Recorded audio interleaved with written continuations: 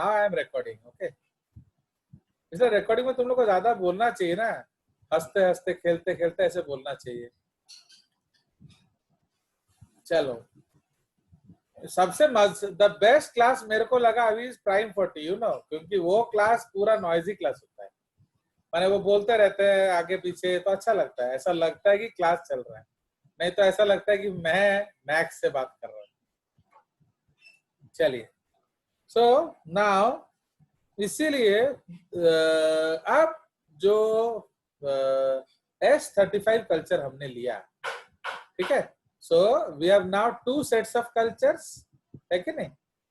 तो एक कल्चर में हम S35 लेंगे, सपोज ये आपका एक पेट्री डिश है, ओके, इसमें आपने S35 लिया हुआ है, एंड ये एक और पेट्री डिश है, सपोज उसमें आपने P32 लिया हुआ है। नाउ इससे जो वायरस इकोलाई निकलेगा, ओके, नाउ इससे हम लोग क्या करेंगे, will take out an E coli. तो सपोज ये इकोलाई इससे निकला, एंड तो इसमें क्या होगा, इसको हम इधर ले लेते हैं। So suppose this E coli, okay, इसमें आपका क्या होगा, जेनेटिक मटेरियल होगा डीएनए। तो इन P32 आपका क्या होगा, P32 आपका रेडियो एक्टिव जेनेटिक मटेरियल होगा। तो रेडियो एक्टिव को मैं ऐसे डॉट डॉट डॉट डॉट में दिखाऊंगा, ओके, ब्लू कलर, तो blue colour is radio active. तो इस केस में आपका क्या होगा, जो जो जो इकोलाई है,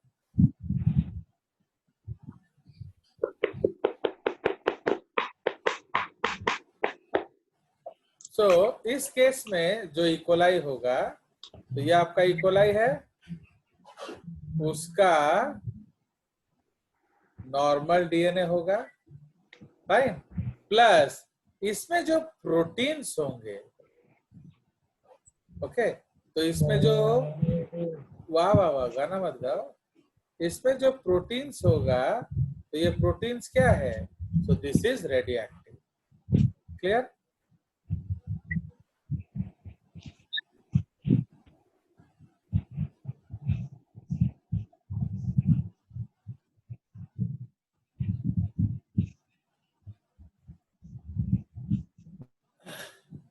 ओके, नाउ तो अब इसको हम लोग लेवलिंग करते हैं। तो this is your E coli, तो ये आपका दोनों both of them are radioactive E coli, माने ई कोलाई दोनों रेडियो एक्टिव है, बट डिफरेंस क्या है, इसमें रेडियो एक्टिव डीएनए है विथ P32, इसमें रेडियो एक्टिव प्रोटीन्स है, radioactive proteins, so with क्या, S35। अब इससे जो आपको मिलेगा वायरस, ठीक है, तो इससे जो आपको वायरस मिलेगा वो जो है, ओके, तो इन केस ऑफ S35 हमारा रेडियो एक्टिव कैप्सिड होगा, है कि नहीं? तो ये उसका कैप्सिड है, this is called the collar head, this is known as the neck, and this is known as the क्या, feet, and this is known as the pincer. तो this is radioactive with S35, but इसका जो DNA होगा वो normal होगा, this is double stranded DNA. So ये आपका radioactive T2 phage है, okay, this is called radioactive T2 phage. Now दूसरे एग्जाम्पल में क्या होगा, इस एग्जाम्पल में आपका नॉर्मल कैप्सिड होगा, so this is the head, collar, neck, pincer, and the food particles या हेयर, जो भी आप बोल सकते हैं, ठीक है। बट इस केस में क्या होगा, जो जेनेटिक मटेरियल है वो रेडियो एक्टिव होगा, fine. So this is radio active. तो इसीलिए अब हम इसको लिख लेंगे। सो ये आपका नॉर्मल कैप्सिड है,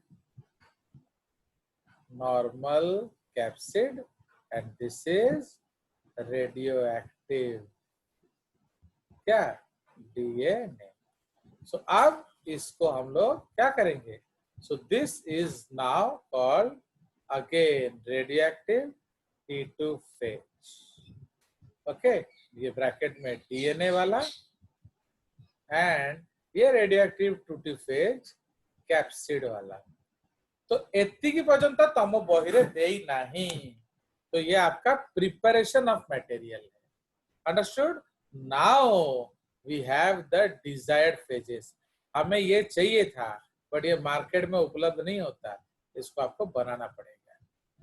अब हम करेंगे आप सबका प्यारा हमारा न्यारा एनसीईआरटी के steps. So now we will do the experiment, okay. तो इसीलिए अब ये प्रोसीड्योर है,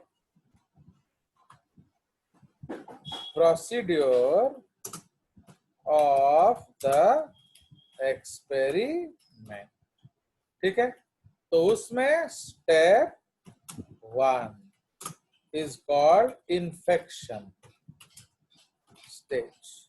तो इन्फेक्शन में हम लोग क्या करेंगे,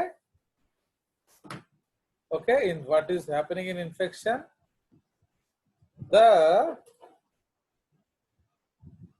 the fresh E. coli, yeah, the radioactive phages are provided fresh E. coli grown on minimal media, okay. Minimal media bracket में आपको इससे क्या मतलब है, उसमें सल्फर 32 होता है एंड फास्फोरस 31 होता है, ठीक है जी।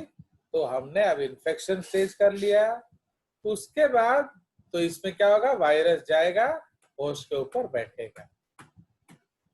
नाउ स्टेप 2, तो स्टेप 2 में हम क्या करेंगे, ब्लेंडिंग, ब्लेंडिंग।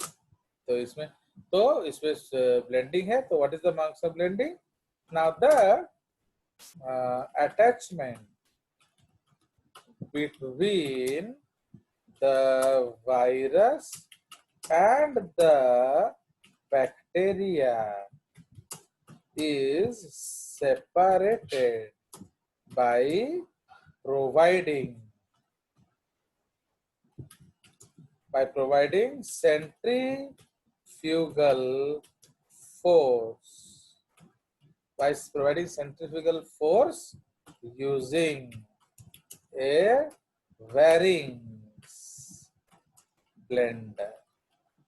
तो ये मिक्सी होता है। तो what mixie does, actually mixie provides a centrifugal force, है कि नहीं।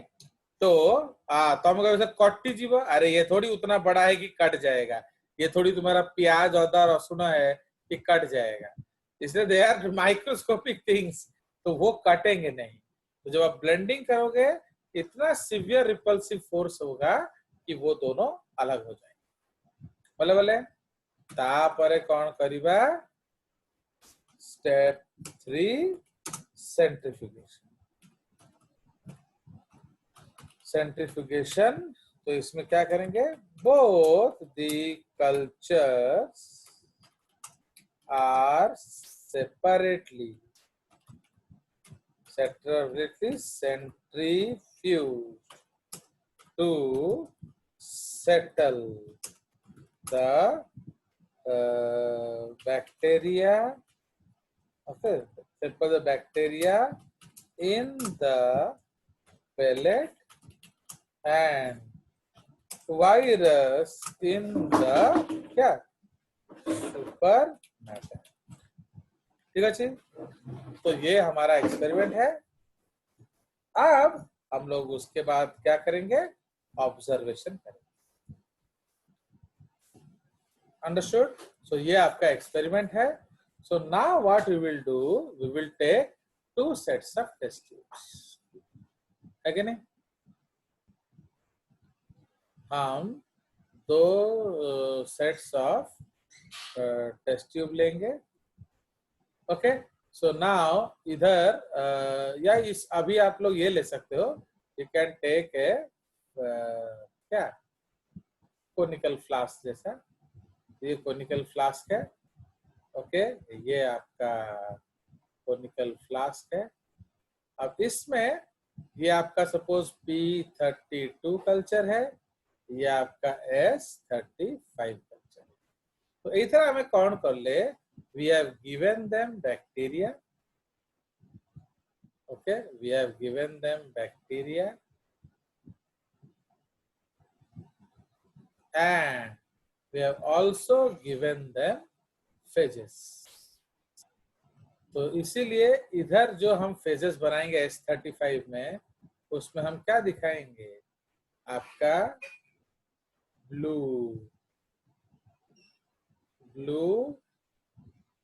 कोड दिखाएंगे शोइंग रेडियो एक्टिविटी।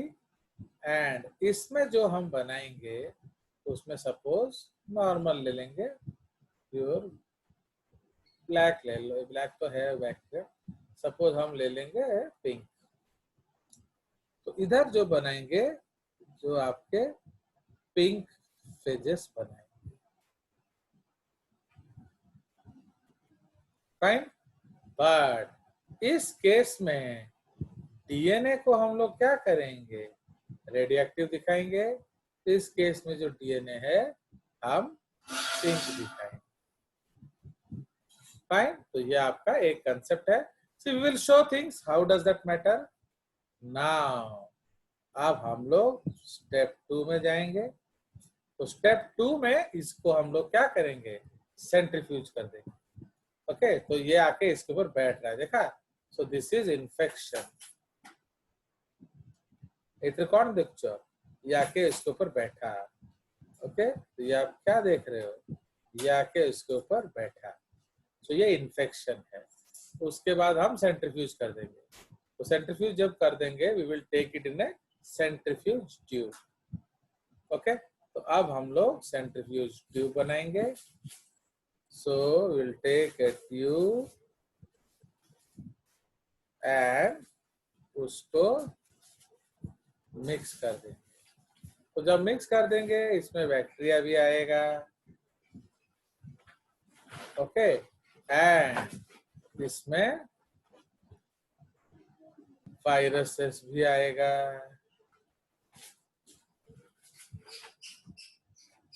फाइन, तो इसमें जो डीएनए है, जो जीएनए, अब क्या है, जो भी जेनेटिक मटेरियल है वो होस्ट के अंदर चला जाएगा।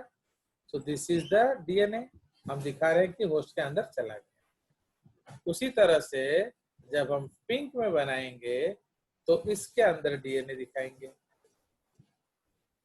ठीक है, एंड इधर आपका पिंक कैप्सिड है। Pink means what, non radioactive. हो गया।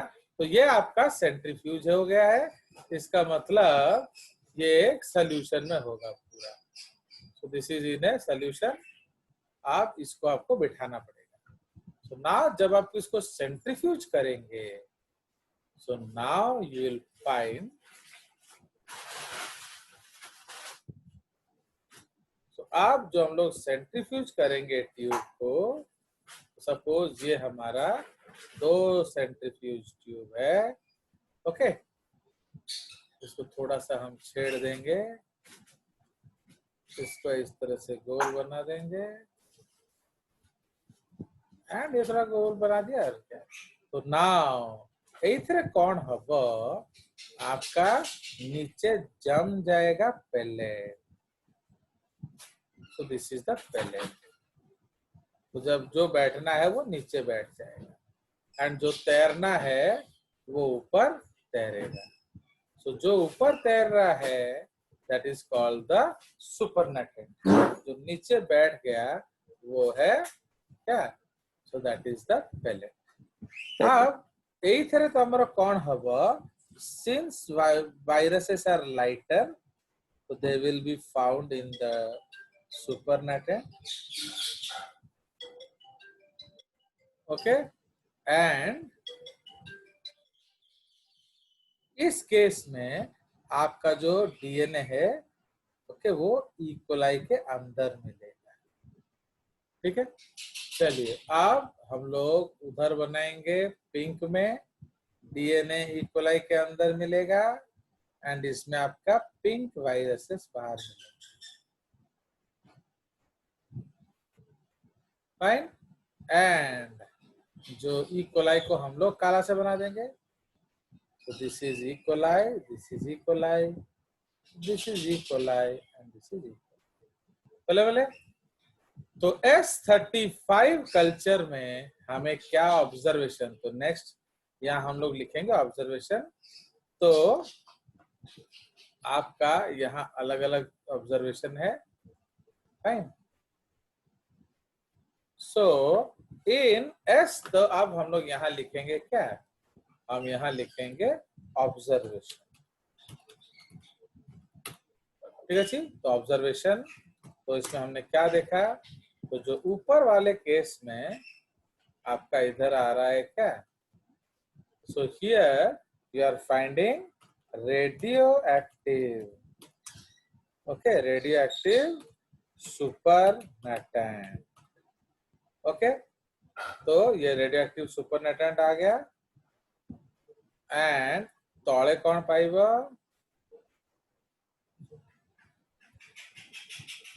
you'll get non radioactive pellet. तो इधर आपको मिलेगा नॉन रेडियोएक्टिव पेलेट। ठीक है जी, उसी तरह यहाँ क्या मिलेगा आपको? यह आपको मिल रहा है non radio active supernatant. Okay, and इधर आपको मिल रहा है रेडियो एक्टिव पेलेट। तो समझ रहे हो? नाउ इधर डीएनए रेडियो एक्टिव था ना नॉट रेडियो एक्टिव था? S35 में सर नॉन रेडियो एक्टिव था। Non radio active. तो अब आपको नॉन रेडियो एक्टिव किधर मिल रहा है? वायरसेस में ना इकोलाई में? इकोलाई में।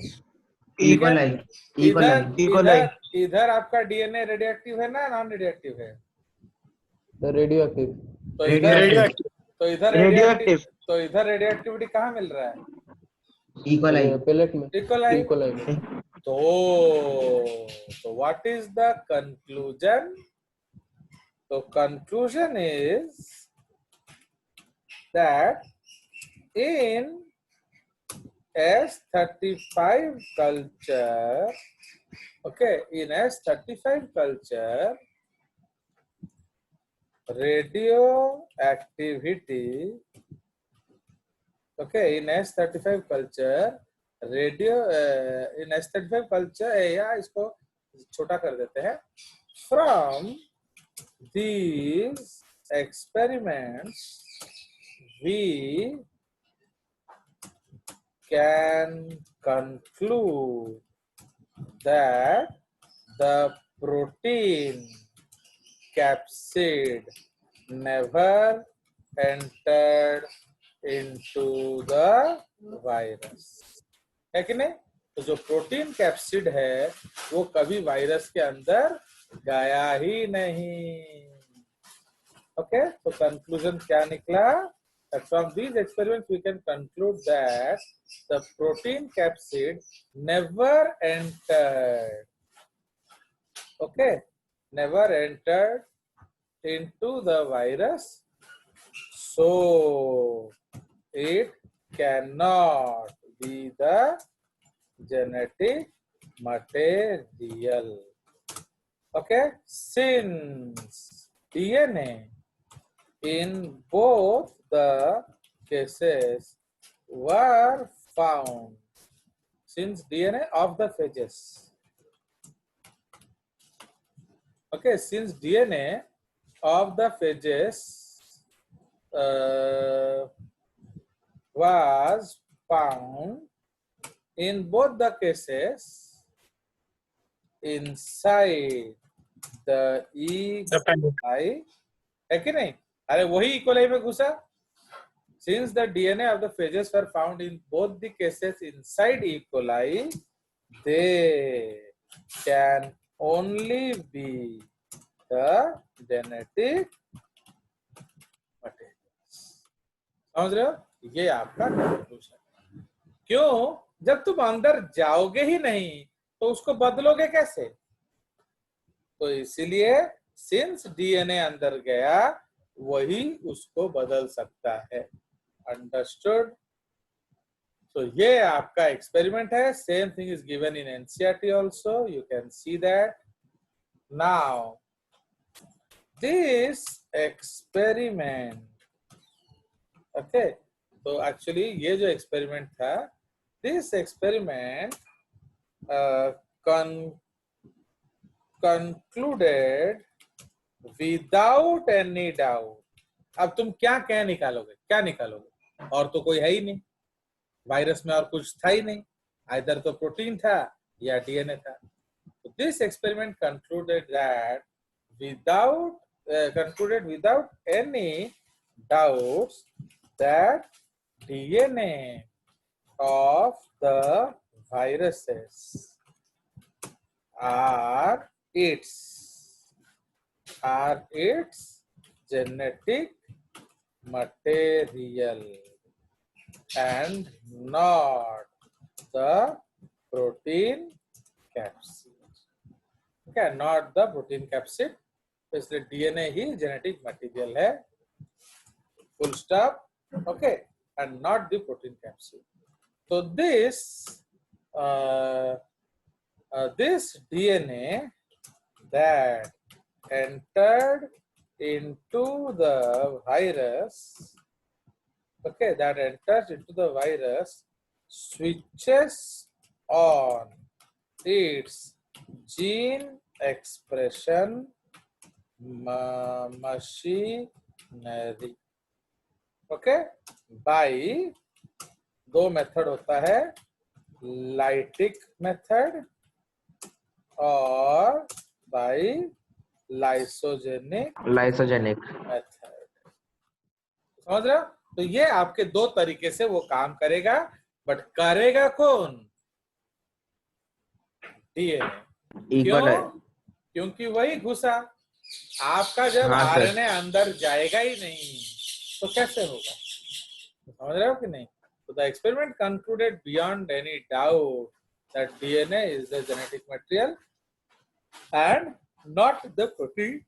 This DNA that entered the virus switches on its gene expression machinery by activating the host machinery via. Okay?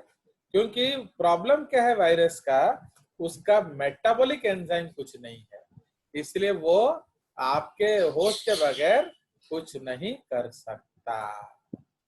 Understood? So this was the beautiful experiment which was done. कुछ पूछना है तो आप पूछ सकते हैं. कुछ जल्दी पूछो. No doubt.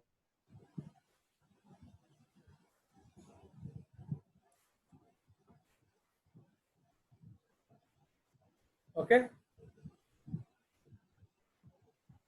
सो आप तो इसीलिए अब हम एक चीज बोल सकते हैं दैट द हर्षेचेज ये नोट है आपका दैट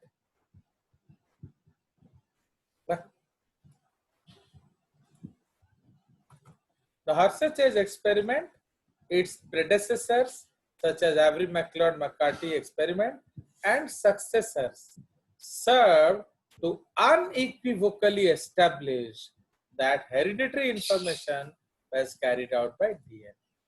Unequivocally मतलब बिना किसी डाउट का. This finding has numerous implications in forensic science, crime investigation, and genealogy.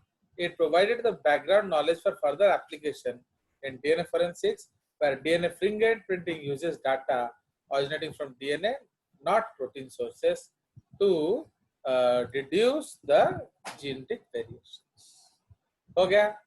तो आज हमने जो पहला टारगेट है इस टॉपिक का, that is called what? That is called history and discovery of the genetic material. We have completed. Okay, so today we have completed history and genetic material. हमने थोड़ा सा हिस्ट्री पढ़ा, फिर हमने देखा कि किस तरह से हमने साबित किया कि डीएनए आपका जेनेटिक मटेरियल होता है. नाउ हमारा जो नेक्स्ट कंसेप्ट है, that is called genetic expression. So the next concept is gene expression. So in gene expression, we have different steps. The things we will study. The first thing that we will study is called DNA replication. तो ये हमारा next topic है DNA replication. उसके बाद जो second topic है वो आपको मैं नहीं पढ़ाऊंगा. That is called your central dogma of molecular biology. Okay, central dogma of molecular biology. तो हम बॉयरोड लाइन देची मुझे लाइन टा लिखी देवी. तो ये हम पढ़ेंगे नहीं क्योंकि उतना टाइम. Shut up. क्यों सर? क्यों? Because there is no time. So that is why central dogma of molecular आपका सिलेबस में नहीं है ना, that is not there in NCERT. तो इसलिए ये टॉपिक हम नहीं पढ़ेंगे क्योंकि इधर एक एक्सपेरिमेंट है आगे. बहुत टेंशन से रे बाबा उठा. तो here also there is an experiment. कौन सा एक्सपेरिमेंट? मैंने ये पूरा मेसेल्सन एंड स्टॉल्स एक्सपेरिमेंट है ना. Stalls experiment to prove that that DNA replication is semi-conservative. Okay, तो ये एक एक्सपेरिमेंट है. तो कैसे पढ़ेंगे? इतना कहाँ है हम लोग का पास टाइम. तो because when school gives time it is only according to NCERT. तो इसलिए ये सब आप खुद पढ़ लोगे. आपके पास तो बड़े बड़े टीचर्स हैं, so you will read it from them. Sir मेरे पास नहीं है. तो तुम ले लो. You go to Kota. You are so तेरे लिए तो सबसे इजी है क्योंकि तेरे नाम में ही कोटा है. चलो ना, उसी तरह यहाँ भी एक हमारा एक्सपेरिमेंट है. तो ये सब आपको खुद, मैं देखो मैं बता देता हूँ, आपको खुद पढ़ना है करके, नहीं तो पता भी नहीं चलेगा. तो यहाँ आप पढ़ोगे क्या? Biddle and Tatum's. Okay, Biddle and Tatum's experiment. Okay, on Neurospora grassa. Okay, ये आपको खुद पढ़ना है, इसलिए चिल्लाना नहीं उधर. नाउ तो अब नेक्स्ट टॉपिक है हमारा ट्रांसक्रिप्शन. काहे कि यू वॉन्ट बिलीव, आपका एनसीईआरटी में जो दिया है ना, it is less than 1% what I teach. तो इसलिए अगर आपको ट्रांसक्रिप्शन ट्रांसलेशन पढ़ना है, वो भी जेसीईआरटी, तो आपको बहुत चीज छोड़ना भी पड़ेगा. तो कुछ गेन करने के लिए कुछ छोड़ना भी पड़ता है ना. तो लाइक दैट. क्योंकि एनसीईआरटी ट्रांसक्रिप्शन का 2 पेज दिया है, वो मैं पढ़ा दूंगा खत्म. तो उससे समझ में अंडा आएगा. तो ट्रांसक्रिप्शन का मतलब क्या है? DNA to RNA. ओके, उसके बाद फोर्थ है पोस्ट ट्रांसलेशनल मॉडिफिकेशन. ये भी आप खुद पढ़ेंगे बिकॉज ये सब आपका सिलेबस में नहीं है. तो ये है आरएनए से different types of RNA. So how your other types of RNA, mRNA, tRNA, gRNA, GIST RNA, microRNA, snRNA, sRNA, sgRNA, ये सब अलग अलग RNA कैसे बनता है? That is called post translational modification. So ये सब आपको खुद पढ़ना है. तापर 5 आफ्टर ट्रांसक्रिप्शन हम पढ़ेंगे जेनेटिक कोड. ओके, सो जेनेटिक कोड पढ़ेंगे. उसके बाद हम पढ़ेंगे ट्रांसलेशन. तो ट्रांसलेशन में भी बहुत कम आपका एनसीईआरटी में सिर्फ एक राइबोसोम दिया है. तो समझ रहे हो कि नहीं? क्योंकि मुझे जब हिसाब देना पड़ता है वो बोलेंगे कि नहीं सर इतना क्यों पढ़ाते हैं, बोलेंगे कि नहीं. तो ट्रांसलेशन का मतलब क्या है? How mRNA becomes proteins.